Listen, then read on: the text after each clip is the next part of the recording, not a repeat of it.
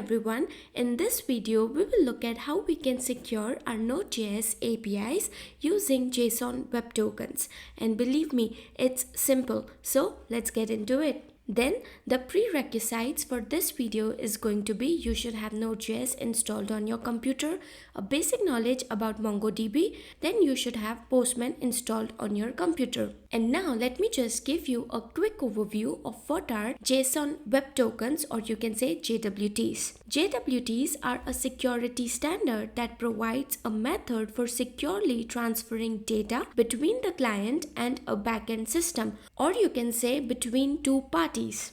JSON Web Tokens are used for authentication and authorization of the users. Also, JWTs consist of three parts, and those three parts are separated by a dot, a header, a payload, and a signature. So basically a header, which on the screen you can see in the red, contains information about how JWT is encoded, and a payload, which is in the green part here, contains the actual data that is being transmitted.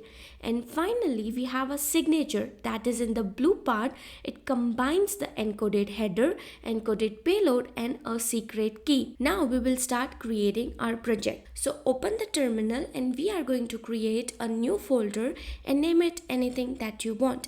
In my case, I'm naming it as secure-nodejs-API. And then let's hit enter. After that, let's navigate into this project just like this, and in here let's run the command npm init-y to initialize this project as a Node.js project. This has generated our package.json file. So let's now open this project into the VS Code. And after opening this project into the VS Code, open the terminal, and in the terminal we are going to run the command npm install course.env pcrypt mongoose cookie parser crypto json web tokens mongodb and a nodemon. These are all of the dependencies that we are going to need to build a system that is going to authenticate the users using JWTs, alright? And this is then going to create this node modules file into our folder, and then head over to the MongoDB website and here sign up for your account. And after you are done completing your sign in or login process, here we are going to create a new project over here and then give your project a name. In my case, I am going to give it as secure Node.js API. Alright, and then let's hit next. After this, let's create a project. And here we have our project ready. The next thing we have to do is we have to create a deployment. And in here, let's select this M0 plan, which is going to provide us the 512 MB storage. And if you want to change the name of your cluster, you can do it. I'm just keeping it as it is. Then let's create the deployment. And after this, we are going to select this create database user. And then we are going to choose a connection method. And we are going to go with this MongoDB for VS Code. And here we have the string provided by MongoDB. Let's copy the string and head back to the VS Code. And in the VS Code, we will start by creating a .env file. And in this .env file, we are going to create a variable named connection variable. And we are then going to paste the URL or connection string that we copied. And after this / we are going to provide a name for our namespace. So let's name it as secure Node.js API. Alright. And let's now save the file. Next thing that we want to do is we want to make a connection to our database using Mongoose. So for that, what we are going to do is we are going to create a utils folder into the root just like this, and inside this folder we are going to create one file that is going to be named as db.js. So inside this file we are going to start off by importing Mongoose using the require function. Then we are going to declare a function which is going to be named as connectDB. This function is asynchronous, okay? This is going to help us connect to our MongoDB database. Inside this function, we are going to have a try block in which we have this mongoose.connect function with the process.env.connection string, and this is present into the .env file, alright? Okay, so here we have this connection variable, and down over here we have connection string.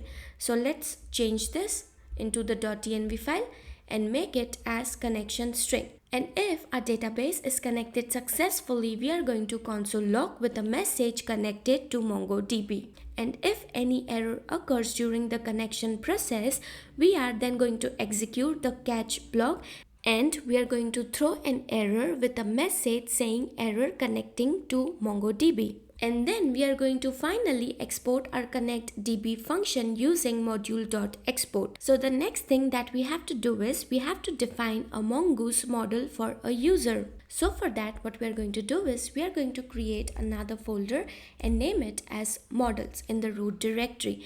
And in this file, let's create another file with the name user models.js. So inside this file, first thing first, we are going to start off by importing Mongoose using the require function. Next, we are going to create a new Mongoose schema for a user model.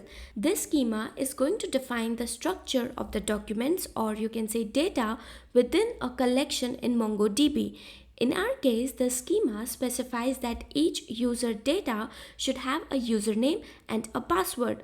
The username is just going to be a simple string, while the password is an object with an additional properties. The type property of the password field specifies that the password should be string, and the required property is set to true, which means that a password must be provided when creating a new user document or data. The unique property is also set to true, which means that each user document must have a unique password. And after defining the schema, we are going to create a Mongoose model using mongoose.model function. This function takes in the two arguments, the name of the model, in our case which is user, and the schema, which is going to be user schema. Alright, and finally we are going to export this user model using module.export. And now the next thing that we want to do is we want to connect to our MongoDB database. So for that, what we are going to do is we are going to open the command palette, and in here you are going to type MongoDB connect with connection string, and then over here we are going to type in the connection string that we got from the MongoDB website, and then let's hit enter. And you will get this message that says MongoDB connection successful. And now the next thing we have to do is we have to create controllers for our endpoint. So for that, what we are going to do is we are going to create another folder and name it as controllers. And inside this, we are going to create a file which is going to be named as usercontroller.js. So inside this file, we are going to start off by importing all of the folders and files that we need. So we are going to create a variable named user, which is going to bring in the user model. Then we have a variable named bcrypt that is going to bring in the bcrypt library using the require function. Then we have this generate token, which is going to come from the middleware folder that we are just going to create in a few seconds. After that, we are going to create a function that is going to be named as register user.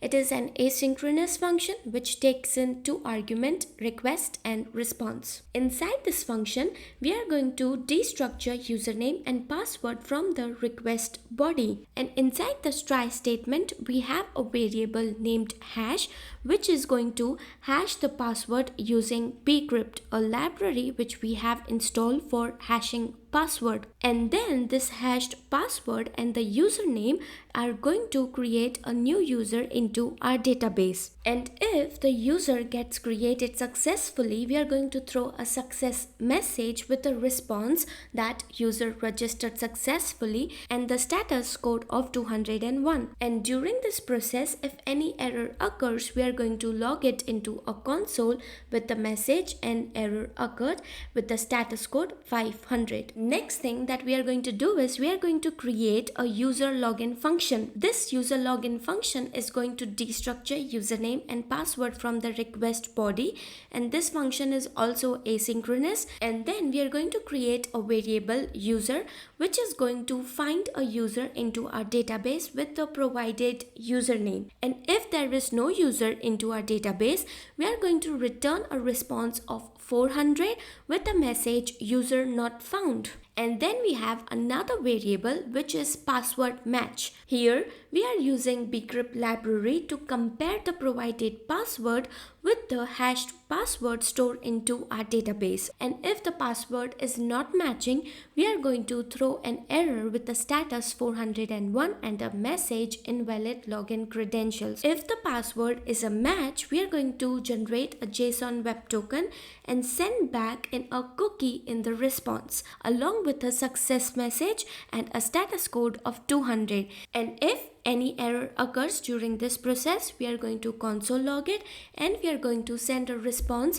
of status 500 with a message an error occurred while logging in. The next function that we are going to create is get user. This function is going to retrieve all the users that are present into our database. And if the users are retrieved successfully, we are going to send back in the response. And if there was any error, we are going to log it with an error message that says an error occurred and with a status code of 500. So this is all for this user controller.js file.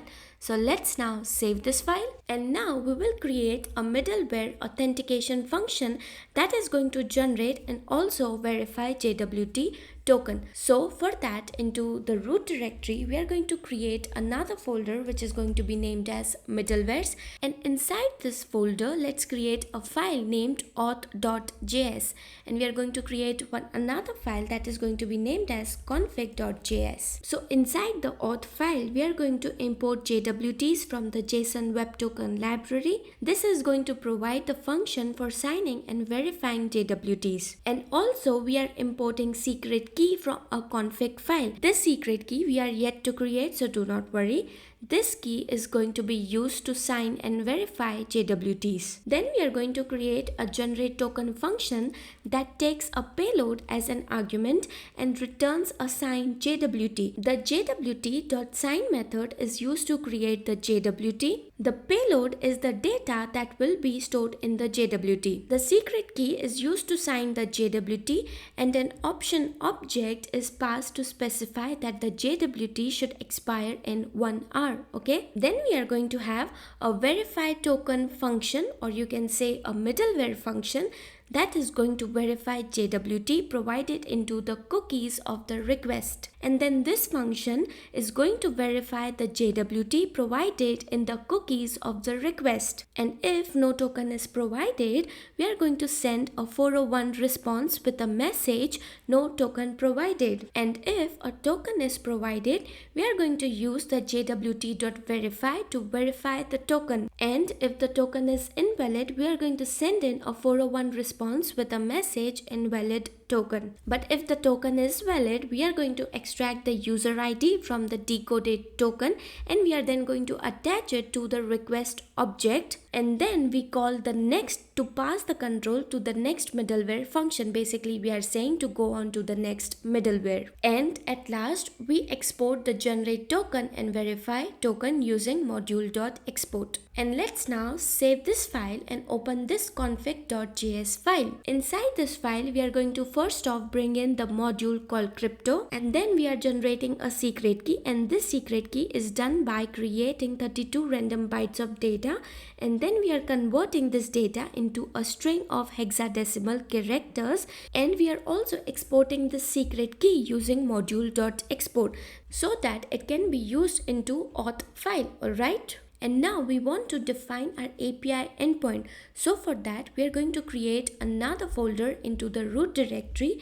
and name it as routes. And inside this routes folder, create a file named user routes.js. So in this file, we are just starting off by importing express module, and we are creating a new router object using this express.router. And then we import the user controllers module, which contains the controller function for handling user related requests. We then bring in the verify token middleware function, which is going to be used to verify the JSON web token for authentication. And then we have defined 3 routes using the router object. The first route is a post request, which is going to be the register endpoint, and this route is going to be handled by register user function. This route we are using to create a new user. Then we have another endpoint that is login. This is going to be handled by login user function. It is going to be used to log in a user. And at last we have a get request to get all of the user present into our database, and this is going to first verify the token and then it will bring in the list of all the users using get users. And finally we are exporting this router object using module.export. Now we will create an entry point for our application. So for that, into the root directory we are going to create a file named server.js. So inside this file, we are just starting off by importing express course.env, cookie parser and a db module. We are also creating an instance of our express application and we are going to assign it to a variable named app. And the port variable, we are setting it to 3000, but if by any chance it is not available, it will default to 8000. And then we have this .env config which is going to load the environment variables from the .env file. And then this connectDB function is going to connect to our database. And then we have the several middleware functions that are going to be registered using the app.use. And this express.url encoded is going to be used to parse in the incoming request bodies. Course is going to enable the cross-origin resource sharing. And then this cookie parser is used to parse the cookies. Then we bring in the user routes module and it is registered as a middleware. This module contains the routes for our user related operation. And then finally we are starting the application and it is going to start listening to the request on the specified port. And when the server is ready, we are just going to log in a message to the console which is going to say server is listening at localhost whatever the port number will be. So as we are done creating all of the controllers, middleware, model for our database, routes and entry point for our server, let's now save this file, and the next thing that we have to do is we have to test our application. And the last step that is yet to be done is to create another script to start our server. So let's put the start over here and let's say nodemon server.js to start the server, and if any changes are done to our files, it is then going to restart the server by itself. And open the terminal, and in the terminal run the command npm start. And there we got this error, okay, and this says that it cannot find the module express. So let's open the package.json file. And down over here, let's see if we have express. Okay, so basically we forgot to bring in the express application. Wow, just wow. So let's run the command npm I express and let's hit enter. And then make sure that you have express now over here. So let's run the command npm start. And yet there we have another error which says that it cannot find the module user model. Okay, in where? Into the user controller file. So let's open this file. Let me just do this. And okay, over here we have that user models, not model. Okay, so let's now save the file. And into this routes folder, go into the user routes file, and there we have this middleware. Let's do middlewares. Let's save this file. And now we don't have any error, thank God. So our server is listening at localhost 3000 and it has also connected to MongoDB. Okay, the next thing we have to do is we have to test our endpoint. So for that, what we are going to do is we are going to open the Postman app. So open the Postman app, and here we are going to bring in the post request to our API endpoint, that is /auth/register. And then down over here we will have the username and password as visitor1. And then let's hit send, and there we will have this message that says user registered successfully. Then we are going to test in our another endpoint which is login. We will have the same username and the same password, and then we are going to hit send. Then we will test a second endpoint which is going to be at login. Okay, just like this, we will have the same username and then we will hit send, and you will see that it gives the message login successful. And then when you head back to the VS Code, here we will also have the token that is generated using the JSON web token. And you can see we have 3 sections over here which are separated by the dots. And then we are going to test our another endpoint, that is to get all of the users, and it is a get request. Okay, we will have the same username and the password. This get user is an protected route. Only those users that are authenticated will be able to get the users. So let's now hit send and see if we get the user. So there we have this. We do get the users, and you can even see that this password is hashed. And what if some unauthenticated user is trying to access to our user endpoint? What will it give us when we hit send? We will have this 401 unauthorized response that says invalid token. Alright, so this is a protected endpoint, and this protected endpoint can be accessed by only those users that are authenticated into our database. Okay, so that's all for this video. If you want to read its documentation, it is provided on my website, that is few.dev. The link is going to be into the description, and if you want to check its code, the GitHub link is also provided into the description. I hope you found it useful, and if you did, that please do not forget to like and also subscribe. So I'll see you in the next one. Till then, bye bye and take care.